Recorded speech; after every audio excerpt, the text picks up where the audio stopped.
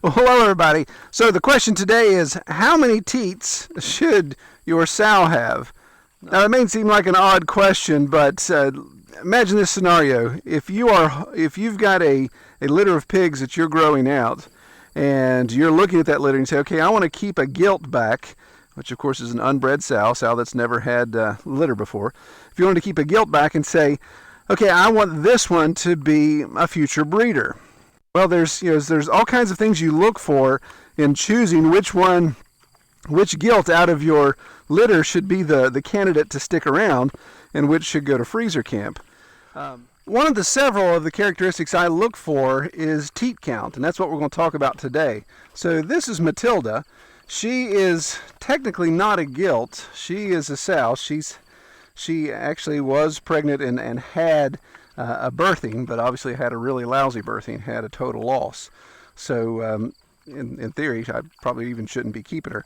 But when I kept her last year, before that litter, of course, before that situation, one of the things I looked at was her teat count. And why that's so important is if you kind of follow pastured pig operations, don't necessarily follow commercial hand in hand, but there's a lot of things that we do kind of fall in line with commercial production.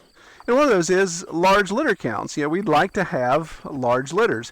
That makes more sense if you're going to go through all the trouble of raising a pig to have a decent sized litter. Let's move over before you take a bite out of my leg. A large litter is like a minimum of 12. If you look at commercial grower standards, they want a minimum of 12. 12 is even kind of on the threshold. So 13 to 15 to 18 is the production that they're looking for in litters. So of course, to have that many piglets on the ground, the sow has to be able to support that many when it comes to nursing, of course. So a good example is Merida. Merida is a proven sow. She's actually bred right now. She's settled. We're hoping that she'll have a farrowing in November. But she's a proven sow. She's had at least 4 litters, I believe, and her litter sizes have ranged from 12 all the way up to 16. Now, as far as her teat count goes, she has 14 teats.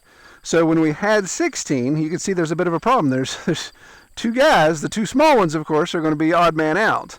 And studies show that even though you think, okay, these piglets are going to be able to rotate when they're all nursing, one's just going to take a break and kind of chill, and then when they're done, the other 2 can come over and eat. Well, if you've raised pigs, you know that's not the case. They usually kind of guard that teat. They'll fall asleep on the teat. So those 2 really miss out on some of those vital times in the first week or 2 of being born, that they're not getting the colostrum, they're not getting the nutrients they need, and they wither and die. And most of the time they're run, so they're smaller pigs anyway, so they've already got genetics stacked against them. So if you end up with more piglets than you do teats, you're obviously going to have either loss, you're going to have to do some fostering on your own, so you're going to have to bottle feed those odd piglets out, or you're just going to, or you're going to have to rely on cross fostering, which we'll talk about that in a second. So basically what I do, there's all kinds of resources you can look at on the internet. Pig Site's a good one. There's different forums. There's Facebook groups that you can get some information from. But historically, I've looked for 4 key things when it comes to teat count and teat conformation to determine whether I'm going to keep a pig for breeding. So in our operation, the first thing I look for is I actually look at the mother of the gilt that I'm going to hold back.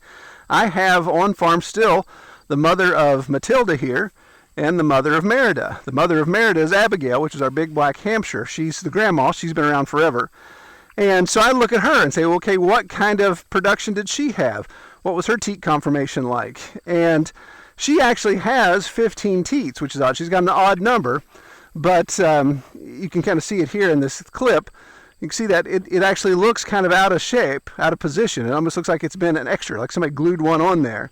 And as I've discovered, and I have footage of showing that when she is bagged up, when she's nursing, that teat is unproductive. So it's not a viable teat.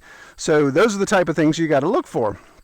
So I look at the mothers and say, okay, did they have productive teats? What genetic traits can we assume get passed down to the offspring? So that's the first thing, is just to look at the mom sow and say, okay, did she have good conformation there? Because a lot of that's going to get passed on. Well, so the second characteristic I look for is just the total number of teats. So counting them out. So if I would look here at Matilda, she's in heat right now. See if she'll let me. 1, 2, 3, 4, 5, 6, 7, 8. She's got one teat that's a little oddly placed. You can see this one here is a little bit smaller than the rest. So I would probably discount that one. So she's got 1, 2, 3, 4, 5, 6, 7, and then one more back here. Makes 8 behind her leg. You can't really see. So on this side, her left side, or her driver's side, she doesn't have that odd one. You can see, actually tried to form a little bit. There's a little bit of an indentation. So 1, 2, 3, 4, 5, 6, 7. 7 being back here. So she's a situation where she has 15 teats just like Abigail. But this is not her, she is not the offspring of Abigail. So in her situation, I say, well, there's really only 14 there that I'm going to count on. I'm not going to count on 15. Same with Merida here. She has 14, and she has 14 viable. Obviously, she's a proven sow, so she produces 14, or she has 14, and she has 14 functioning. So start with that number and just count to see what you have there. 12 would be the absolute minimum. 14 is good, and of course you get up to 16. I believe, if I'm quoting right, I believe the pig site says, or some other online source, that 16 is possible, but you're really looking at maybe 5 to 7% of pigs born anyway. So you're going to have, you kind of hit the lottery there if you get a 16-teated pig. The third and fourth characteristics are kind of odd and not the easiest to check out, but it really has to do with the first one. Number 3 is symmetry. So when you look at the conformation of the teats on the pig, you want symmetry, you want parallel placement. So if I was to take Merida and tip her over on her back, which that ain't happening, obviously, and kind of lay her out there so I could see her belly in full, and say, okay, if she's got these teats, are they evenly placed? And she's got some of the best conformation. Hers are very parallel, so you just kind of sets of 2 all the way down to her rear haunches. So that symmetry usually means that there's a good chance of good production. They're all going to be viable. Whereas if they're asymmetrical, like Matilda here has that one that's out of place. So if you rolled her over on her belly, you'd see row, row, row, and then you'd have this extra one here, and then a row. So if that alignment gets out, there's a chance that there's additional issues with the mammary gland formation, that those teats may not be viable, they may not all be viable, and you could be in a bad situation. You could have a pig with 14 teats, and then when she bags up, maybe she's only producing out of 6. Okay, so the fourth characteristic, we talked about symmetry. The fourth one is actual placement to the center line of the belly.